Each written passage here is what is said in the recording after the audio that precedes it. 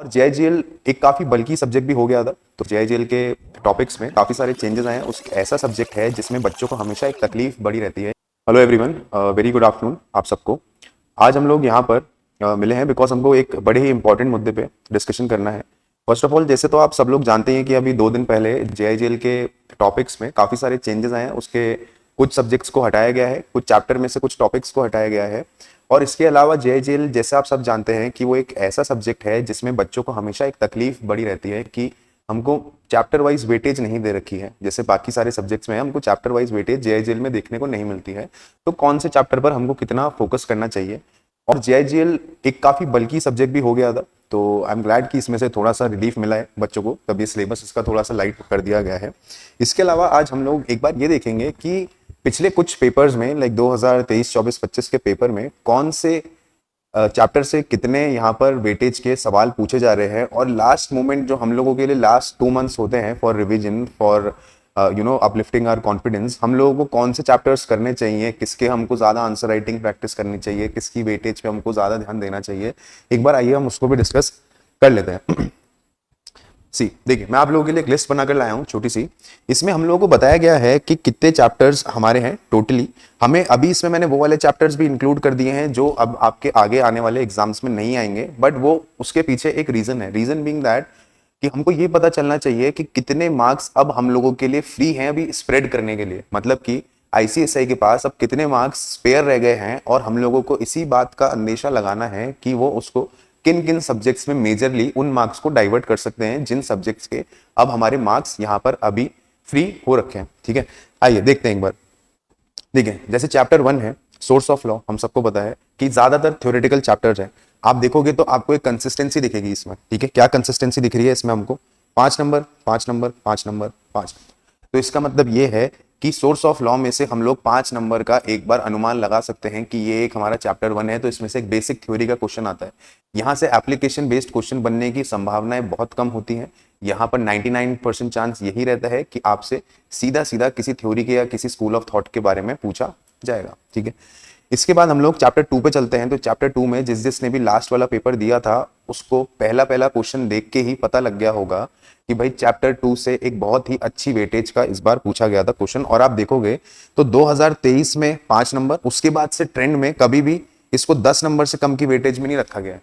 ठीक है, और मेरा तो ये मानना है बल्कि कि इनमें जो टॉपिक्स आ रहे हैं वो भी इन डेप्थ क्वेश्चन पूछे जा रहे हैं और एप्लीकेशन बेस्ड क्वेश्चन ही पूछे जा रहे हैं। सीधे सीधे क्वेश्चन अब इसमें नहीं आ रहे हैं कि हमको 5 तरीके की रेट बता दीजिए, या हम लोगों को गवर्नर की पावर बता दीजिए, या फंडामेंटल राइट्स में हम लोगों को कोई सा फंडामेंटल राइट्स बता दीजिए। अब हमारे पास इसमें एक अच्छा खासा एप्लीकेशन बेस्ड क्वेश्चन आता है। और मुझे ऐसा लगता है इसका जो क्वेश्चन है वो आपको एडमिनिस्ट्रेटिव लॉ के साथ या आरटीआई एक्ट के साथ या XYZ और भी किसी सब्जेक्ट के साथ आपको एक बार लिंकिंग के थ्रू क्वेश्चंस देखने को मिल सकते हैं। तो हम लोग इस वाले सब्जेक्ट पे, मतलब कि कॉन्स्टिट्यूशन ऑफ इंडिया पे, हम लोगों को ज्यादा ध्यान देना चाहिए। ऑल्दो ये आपके फर्स्ट वाले ग्रुप में भी आता है, बट स्टिल हम लोगों को इस बार भी क्या करना है, मेरा अनुमान यही है कि इस बार भी आपको इसमें से क्वेश्चन जो है वो अच्छे मार्किंग के देखने को मिलेंगे। उसके बाद हम लोगों के पास है हमारा थर्ड सब्जेक्ट है iOS का। इसका भी देख लीजिए, वेटेज जो रहता है वो 5-10 के करीबन रहता है। जैसे अगर जून 25 की हम बात करें तो इसमें से जो है क्वेश्चन हम लोगों ने देखा नहीं पेपर में, या उससे पहले देखे तो हमारे पास 10 नंबर का था, या फिर हमारे पास 5-5 नंबर के अराउंड 2 क्वेश्चन आए थे।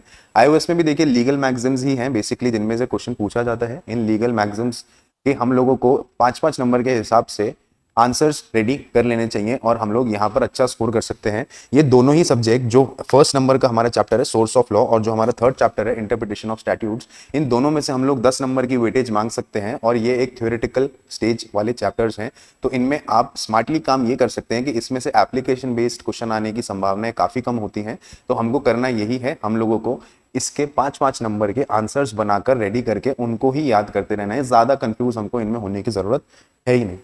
चलिए मूविंग फॉरवर्ड, अब हमारे पास है चैप्टर नंबर 4। चैप्टर नंबर 4 में आप देख सकते हैं यहाँ से भी पिछले 2 बार के पेपर से अच्छी वेटेज पे क्वेश्चन आ रहे हैं। मतलब एडमिनिस्ट्रेटिव लॉ से 10 नंबर का आना एक बहुत ही अच्छा अनुमान है कि इस चैप्टर की वेटेज जो है आगे जाकर भी गिरने वाली नहीं है।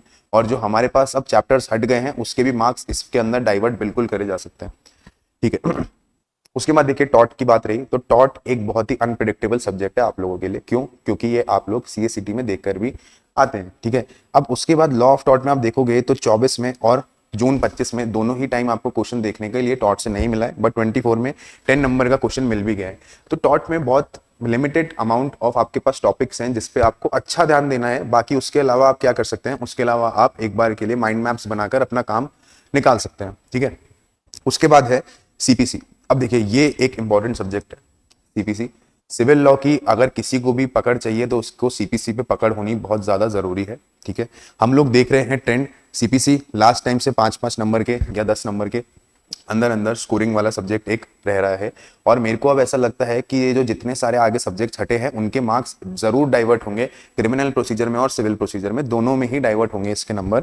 जैसा आप देख सकते हैं कि क्रिमिनल प्रोसीजर जो हमारे पास अभी ही रिसेंटली बदले हुए जो कानून है उनमें से वैसे भी वो एक नए टॉपिक्स हैं, उनमें से पूछे जाने की संभावना हमको पता था कि पिछली बार भी ज्यादा है और मेरी एक गट फीलिंग कहती है कि इस बार भी ज्यादा ही रहेगी। तो सीपीसी पे और हमारे यहाँ पर क्रिमिनल प्रोसीजर जिसका नाम है अब भारतीय नागरिक सुरक्षा संहिता और भारतीय साक्ष्य अधिनियम, इन 3 चैप्टर्स पे आप मेजर फोकस करें, आपको काफी बेनिफिशियल रहेगा। आप देख ही सकते हैं कि 20, 10, 10, 25 तरीके से इसकी ट्रेजेक्टरी रही है। तो मतलब 10 से 20 मार्क्स के अंदर आप इसमें स्कोर कर सकते हैं। तो देखा जाए तो सिविल प्रोसीजर और क्रिमिनल प्रोसीजर दोनों मिला के आप 20 से 30 नंबर तक की वेटेज मान सकते हैं। उसके बाद हमारे पास है साक्ष्य अधिनियम। ये हमारा ओल्ड वाले अगर जो हमारे स्टूडेंट्स हैं उनके लिए इंडियन एविडेंस एक्ट है, इसको नया नाम हमने क्या दे दिया है, भारतीय साक्ष्य अधिनियम, ठीक है। इस वाले अधिनियम में हम देखेंगे तो कंसिस्टेंटली 5-5 नंबर के क्वेश्चंस आ रहे हैं और यहाँ पर हम लोगों को क्या देखने को मिल रहा है कि भाई एक क्वेश्चन हम इससे पक्का कर सकते हैं, ठीक है। तो अगर हम सीपीसी और हमारा नया भारतीय नागरिक सुरक्षा संहिता और भारतीय साक्ष्य अधिनियम तीनों की अगर बात करें तो तीनों की वेटेज आप 30 से 40 नंबर के, 25 से 40 नंबर के अराउंड लेकर पक्का चल सकते हैं। उसके बाद देखो स्पेसिफिक रिलीफ एक्ट है, ये अब आपके एग्जीक्यूटिव स्टेज से हट चुका है, ये हम जानते हैं, ठीक है। लेकिन आप लोग देखोगे तो ट्रेंड क्या था कि इसमें से अच्छी वेटेज के भी आ सकते थे क्वेश्चन, तो अब ये डाइवर्ट होके मेरे हिसाब से सीपीसी की ओर ही जाएंगे क्योंकि ये सीपीसी का ही क्या है, एक रिलेटेड एक सप्लीमेंट्री सब्जेक्ट है। उसके बाद लॉ ऑफ लिमिटेशन में भी आप देख रहे हैं कि हर बार एक यहाँ पर भी ट्रेंड है 5 से 10 नंबर का, यहाँ पर भी आपको ट्रेंड देखने को मिल सकता है। और सिविल प्रोसीजर कोड से ही रिलेटेड ये सब्जेक्ट है, दोनों को अलग अलग तरीके से हम पढ़ ही नहीं सकते, दोनों को एक साथ ही पढ़ना पड़ता है। उसके बाद हमारे पास आपके लिए एक और इंपॉर्टेंट टॉपिक है जो भी अब मुझे लगता है जो बचे हुए नंबर्स हैं जो चैप्टर से हट गए यहाँ भी डाइवर्ट होंगे। पिछली बार भी हम लोगों को काफी क्वेश्चंस देखने को मिले थे आर्बिट्रेशन एक्ट से और आप देख सकते हैं कि ये भी 10 से 20 नंबर के बीच में अपनी वेटेज जो है रख रहा है।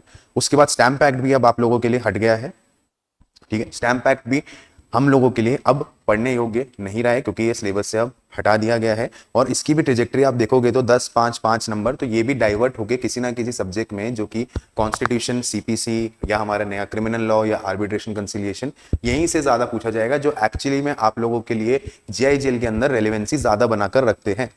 चलिए आगे बढ़ते हुए हम लोग देखते हैं, अब हमारे पास रजिस्ट्रेशन एक्ट भी हट चुका है, हमारे पास सेल्स ऑफ गुड एक्ट और हमारा नेगोशिएबल इंस्ट्रूमेंट एक्ट। लेकिन देखने वाली बात यह है कि देखिए कितने ज्यादा हाई वेटेज वाले टॉपिक्स थे क्योंकि रजिस्ट्रेशन एक्ट में तो हमको ट्रांसफर ऑफ प्रॉपर्टी एक्ट भी देखने को मिलता था। तो हर बार हम क्या देखते थे 7, 10, 10, 5 मतलब कि अराउंड 5 से 10 नंबर के बीच में हमें यहां से भी वेटेज देखने को मिलती थी। उसके अलावा फिर हम जब बात करें तो आईटी एक्ट की, तो आईटी एक्ट और राइट टू इंफॉर्मेशन एक्ट ये दोनों ही ऐसे सब्जेक्ट हैं जो आज के टाइम पे काफी ज्यादा ट्रेंड में चलते हैं और इन दोनों से ही हमको क्वेश्चंस मिलने की उम्मीद काफी ज्यादा रहती है कि हम लोग 5-5 नंबर के क्वेश्चंस दोनों में से देख के चल सकते हैं। तो दोनों ही एक्ट की वेटेज आप 10 से 15 नंबर के बीच में मान सकते हैं। उसके बाद हमारे पास इंडियन कॉन्ट्रैक्ट एक्ट है। इंडियन कॉन्ट्रैक्ट एक्ट की वेटेज हमेशा 10 से 15 नंबर के बीच में रहती आई है। बहुत कम ऐसा होता है कि इसमें से कम सवाल पूछे जाते हैं क्योंकि वो सेल्स ऑफ गुड एक्ट पे डाइवर्ट कर दिए जाते हैं। बट अब क्योंकि सेल्स ऑफ गुड एक्ट नहीं रहा है तो कॉन्ट्रैक्ट एक्ट की वेटेज अपने आप ही बढ़ने वाली है, आप इस बात को याद रखिएगा। उसके बाद सेल्स ऑफ गुड एक्ट, जैसे हम बोल रहे हैं लास्ट टाइम जो बच्चों ने पेपर दिया था उनका अगर सेल्स ऑफ गुड एक्ट अच्छा था तो उन लोगों ने काफी अच्छा स्कोर किया होगा क्योंकि बेसिक जो हमको बेयर एक्ट में इलस्ट्रेशंस देखने को मिलती है उन्हीं के बलबूते पे एप्लीकेशन बेस्ड क्वेश्चन दे दिए थे। आपको याद भी होगा हॉट वाटर बॉटल वाला केस भी आया था, आप एक बार चेक भी इसको कर सकते हैं। बट क्योंकि अब ये नहीं रहा है सब्जेक्ट तो अब इस पे बात करके ज्यादा कोई हमारे लिए फायदा अभी है नहीं। हमें बस ये देखना है कि इसकी इतनी बड़ी जो मार्किंग स्कीम थी वो डाइवर्ट अब होके आर्बिट्रेशन या कॉन्ट्रैक्ट एक्ट की तरफ जा सकती है। उसके बाद हमारे पास एनआई एक्ट है। एनआई एक्ट में से भी हमारे कुछ टॉपिक्स जो हैं वो हटाए गए हैं। तो एनआई एक्ट की वेटेज भी आप देखोगे तो हर बार कैसी रही है, 5 से 10 नंबर के बीच में इसकी वेटेज चलती हुई है, जिसमें से भी इसमें मोस्ट इंपॉर्टेंट जो टॉपिक है वो सेक्शन नंबर 138 से ही चालू होते हैं। डिसऑनर ऑफ चेक के जो मैटर्स हैं वो लगते हैं, या फिर जब आपके बाकी सारे नेगोशिएबल इंस्ट्रूमेंट एक्ट डिसऑनर हो जाते हैं तो उनके लिए क्या प्रोसीजर रहता है, ग्रेस पीरियड वगैरह का, ये सारे क्वेश्चंस आपसे एक एप्लीकेशन बेस्ड क्वेश्चंस बनाकर पूछे जा सकते हैं। तो आप इन बातों का भी ध्यान रखिएगा। चलिए, आई होप आपको ये जो मेरी टिप्स हैं ये हेल्पफुल साबित हो और आपके लिए एक बार के लिए ईज ऑफ डूइंग में हेल्प करे ये लिस्ट। आपको पता लग पाए कि लास्ट मोमेंट पे रिवीजन में हमको किस किस टॉपिक पे कितना कितना ध्यान देना चाहिए, और अगर आप लोगों की स्ट्रैटेजी फॉर्म नहीं हुई है तो किस तरीके से हमको रिवीजन की स्ट्रैटेजी बनानी चाहिए, या अगर फॉर्म हो गई है तो किस तरीके से हमें उसमें अमेंडमेंट्स करने चाहिए। बाकी I wish you all the best. आप प्लीज़ रिवाइज करते रहिए, पढ़ते रहिए, और आगे भी आपके लिए हम ऐसे और अच्छे अच्छे वीडियोस बनाते रहेंगे। Thank you very much. Good bye.